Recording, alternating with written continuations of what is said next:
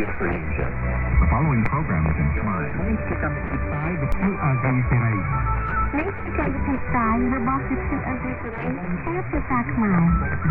វិទ្យុអាស៊ីសេរីសូមស្វាគមន៍លោកអ្នកនាងទាំងអស់ពីរដ្ឋធានី Washington នៃសហរដ្ឋអាមេរិក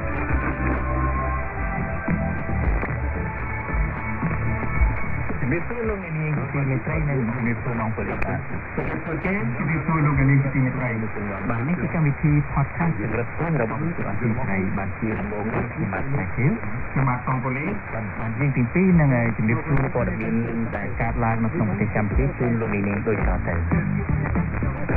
ឯខ្លះដែលកើតមានឡើងនៅក្នុងប្រទេសកម្ពុជាកាលពីឆ្នាំនេះដែលគួរឲ្យចាប់អារម្មណ៍ទេ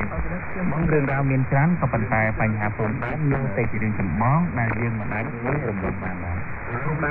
នជាមួយអាណាចក្រជើងខាងត្បូងខាងលិចខាងកើតសមុទ្រដីគោកដីទឹកដីអាកាសយ៉ាងម៉េចយើងសូមលើកឡើងតែជាមួយថៃបានហើយឥឡូវនេះបន្ទាប់ពីមានបញ្ហា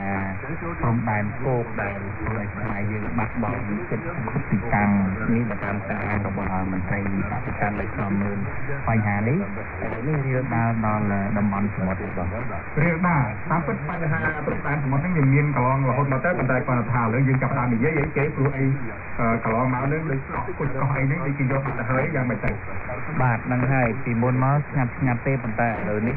ចាប់ផ្ដើមមានរឿងចម្លែកស្ដាប់ខ្លាំងដោយសារទីថៃបានចេញមុខប្រកាសជាឯកតោភាគី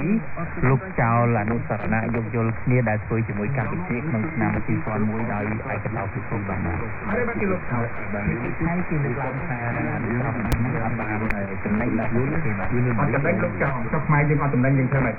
ខ្មែរយើងឥឡូវហ្នឹងបន្ទាប់ពីថៃប្រកាសដោយឯកតោភាគីនេះទៅ